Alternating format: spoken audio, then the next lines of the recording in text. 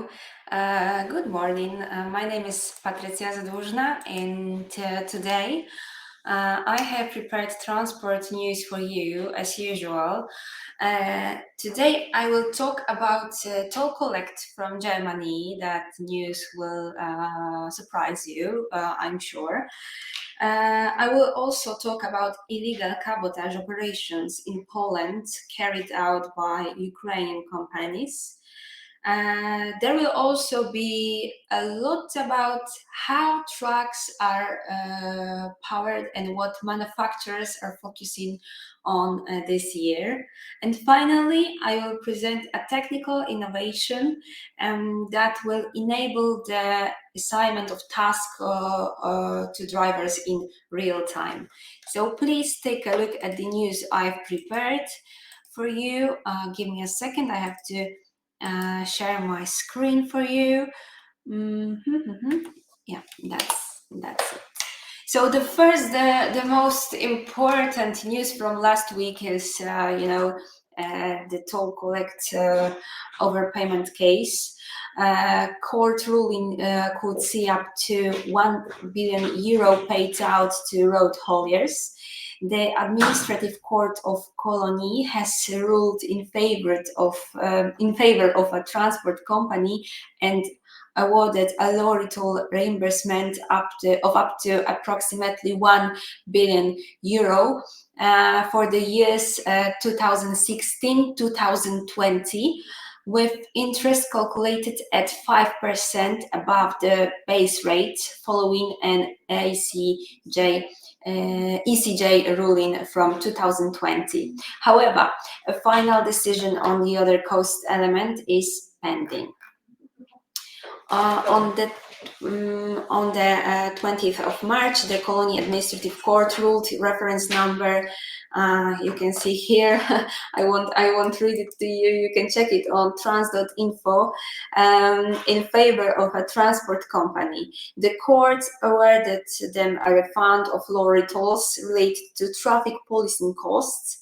The refund amounts to 5.86% of infrastructure costs incurred between 2016 and 18, and 4.44% for those incurred between 2019 and 20. Law firm Fnur Rechtsanwälte reports that the court also awarded interest on the tolls at an EU rate of 5% above the base rate, calculated from the date of payment. This exceeds the haulage industry expectations, which had been around 4%, the law firm added. Lawyers estimate the court's decision could lead to refunds of up to €1 billion for hauliers over the period in question. However, it's unclear if all 38,000 or so claimants will receive this amount, and how many hauliers may have missed out by not submitting claims in time. The law firm further stated, to this refund amount, interest is also added in accordance with EU law, currently 8.62% per annum, calculated from the relevant date of payment of tolls. Martin Fnur, the lawyer representing the successful company, welcomes the ruling. This is a significant step toward, in our client's case, for reclaiming overpaid tolls. He said, thanks to this judgment, the CJEU ruling of October 28, 2020 was finally applied to the period between 2016 and 2020, Fnur emphasized. However, he pointed out that the judgment can still be appealed. It's important to note that the only part of the policing costs have been reviewed so far. In January 2023, the 14th Chamber of the Colony Administrative Court transferred the remaining elements from the so-called model proceedings into separate proceedings. reference number you can check here. Due to the need for further discussion, this will be resolved separately at a later date. So this is quite an interesting news. When it comes to your appeals, we will keep you updated regarding your toll collect claims. As soon as we know the details, you will receive the corresponding newsletter by email. So we will let you know as soon as possible. So what's next? The next case is regarding cabotage, illegal cabotage on containers in Poland. This is a news from 40ton.net, our Polish website, which I translated to you because I thought that this is quite an interesting news. So please take a look. Illegal cabotage on containers in Poland. PSPD warns and calls a meeting. Cabotage by foreign companies is increasingly mentioned as a threat to Polish transport. Now this topic has also reached the container industry, as evidenced by reports from the Pomeranian Road Carriers Associations. PSPD began to receive more and more signals about cabotage with sea containers carried out by carriers from Ukraine. This type of transport is completely illegal because the EU-Ukraine Transport Agreement doesn't allow cabotage in any form. Therefore, the Pomeranian organization decided to convene a special meeting that will be devoted to this issue. It will discuss the scale of the problem and analyze possible solutions. The talks will take place on March 28, so quite soon, at 12, in the PSPD training room in Gdynia. And this is the north of Poland. The organizer encourages container carriers to be present as much as possible and also sent an invitation to the provincial road transport inspector, wanting to immediately involve the inspection services in this matter. So this is quite news.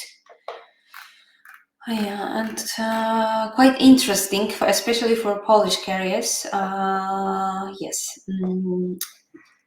So now I would like to show you an article from trans.info about gas-powered vehicles. And this news is also regarding to Poland.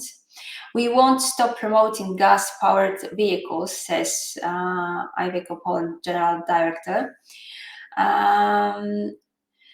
He discusses remarkable growth in the truck category amidst industry challenges in 2023.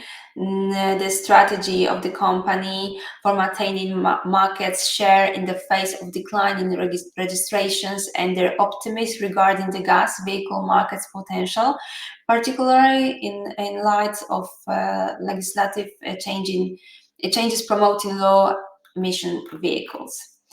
In the vehicle registration market, which went through a challenging period in 2023, Iveco could boast of impressive growth in its truck segment.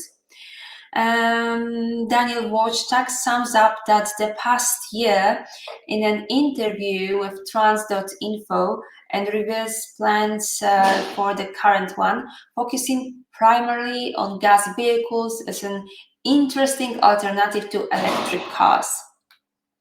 Judging by the HGV registration figures, Iveco Poland can consider the past year as a success.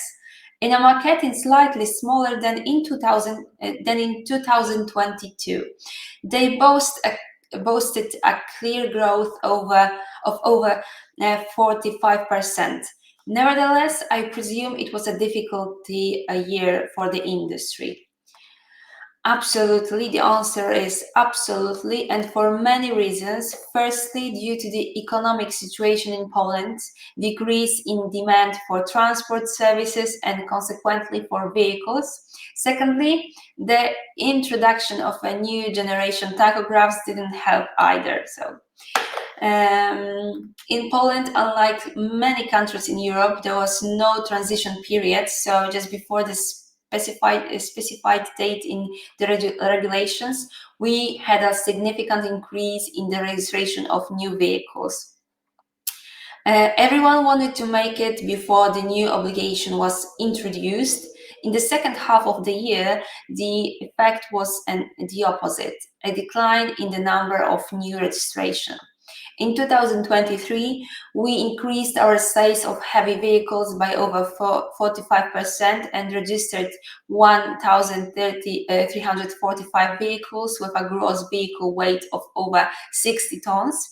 We are very pleased with this because it means that more and more customers are choosing our brand. We had challenges last year, for example, due to the fact that some customers canceled their orders in the second half of 2023. At the time of the post-pandemic rebound in 2023, vehicles were ordered many months in advance, and the change in market situation, falling freight prices and reducing freight volume made customers more cautious when purchasing. We had to adapt to the situation and flexible manage the order portfolio. So the next question is, if we look at the registration of HGVs in Europe in 2023, Poland recorded a 1.2% decrease. Meanwhile, the largest European markets, such as Germany, France, Italy, and Spain, could boast of significant, even double-digit growth. In the case of Germany, it was a jump of over 20%. Why do we see this disproportion between Poland and other markets? This is quite an interesting question. In my opinion, this is primarily due to the different profile of the Polish transport sector. About 85% of trucks sold in Poland go to companies that operate in international transport.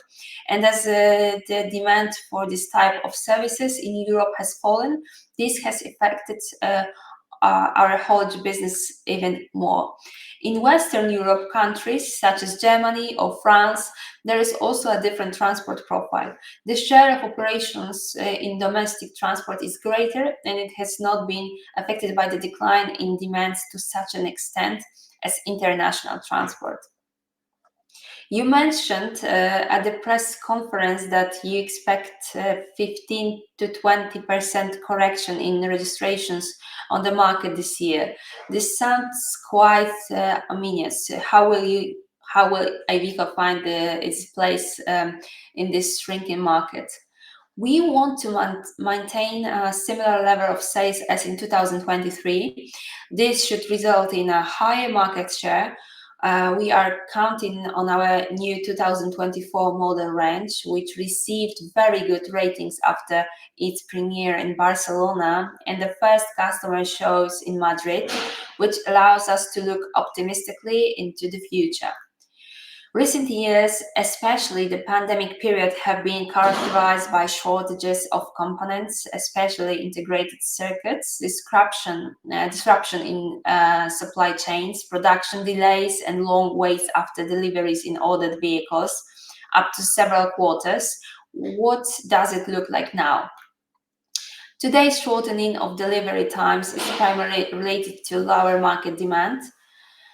Components have always played an important role in the supply chain because delays in their deliveries automatically translate into an extension of the other fulfillment time for the vehicles themselves. Today, fortunately, we can say that the situation is stabilized. There may be isolated cases of component shortages, but they no longer affect us globally and do not affect vehicles' availability in the same time in the same to the same extent as before. Delivery times have shortened due to lower demand and the normalization of the transport market. We are back to the situation where we have to wait 4-5 months for the ordered vehicles. So this year will no longer be a situation that was visible in 2022 or at the beginning of 2023, when registration did not reflect current demand and were the result of delayed deliveries. Will this year's result be influenced by demand resulting from the macro economic situation? The macroeconomic situation is one of the elements influencing demand. I believe that in 2022 and consequently 23, the market was overheated in terms of the real needs of our customers. There was a psychological factor at work. If I'm a business owner and I have been waiting 3-4 months for a vehicle, and now I have to wait at least a year, what do? I am placing an order for stock. However, during this year, there may be various macroeconomic economic changes that will affect my business. The cars are already manufactured, and assessing the current situation, I come to the conclusion that my needs are currently smaller than the orders placed. This is one of the reasons why we expect lower demand and fewer registration this year. The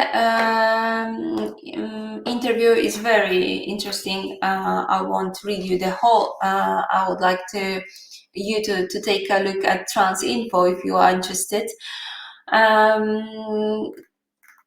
From my point of view, it is worth reading simply. The next case is about truck manufacturers in whole, focusing on this year. The European Union is tightening regulations related to the use of fossil fuel powered commercial vehicles, which has prompted manufacturers to add emission-free solutions to their portfolios in recent years. According to the report, fuel cell electric vehicles 2024-2044 markets, technologies and forecasts by IDTechX. The key technologies that will help achieve this goal are battery electric vehicles and fuel cell electric vehicles. The market for fuel electric vehicles has developed rapidly in recent years. Indeed, in just 1 year, the number of hydrogen trucks increased by almost 293%. However, this significant jump was the result of a low or even creeping base. In practice, this means an increase in the number of FCEV trucks from 14 in 2021 to 55 or a year later, according to the Clean Hydrogen Monitor 2023, a study by Hydrogen Europe. Meanwhile, the number of electric trucks is higher, reaching 1,656 vehicles in 2022, an increase of almost 33% year on year. The psychological barrier of 1,000 vehicles was crossed in 2021, although the figure was close to being achieved the year before. However, the enthusiasm cools down when you look at the share of electric trucks in the entire European fleet. In 2022, they constitute only 0.6% of it from half a year later. Meanwhile, 96.6% of heavy vehicles in Europe use diesel, according to ACEA data.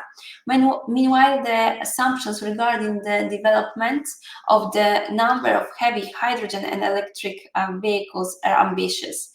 ACEA estimates that by 2030, the number of the former will increase to 60 thousand, while the latter will reach up to 270,000 in the European, in the UA and Great Britain. Yes, and here you can take a look at the manufacturers. We have Guretruck that will continue working on a truck using hydrogen fuel cells. Iveco is also focusing on the develop of hydrogen vehicles.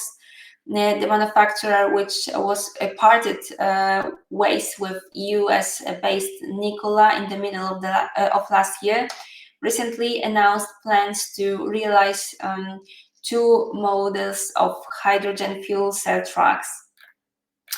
MAN has adopted a completely different strategy. They announced that in the field of zero-emission technologies, they will focus almost entirely on battery electric vehicles. Hydrogen is to be a certain complement of electromobility, which is why technologies related to it are currently being tested. DAF is also currently working on both hydrogen fuel cells and hydrogen combustion engine.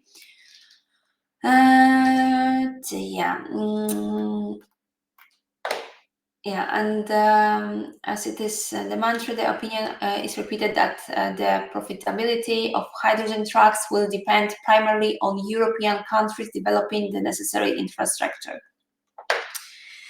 Yes, and the opinion is repeated that focusing on one type of zero-emission drive is not appropriate. So that's quite an interesting news, and you can read it on trans.info. And now I would like to show you the first tool that allows you to assign tasks to drivers in real time. In Europe, my tasks will be available on Stellantis commercial vehicles in the first half of 2024, with a North American launch planned for the end of the year.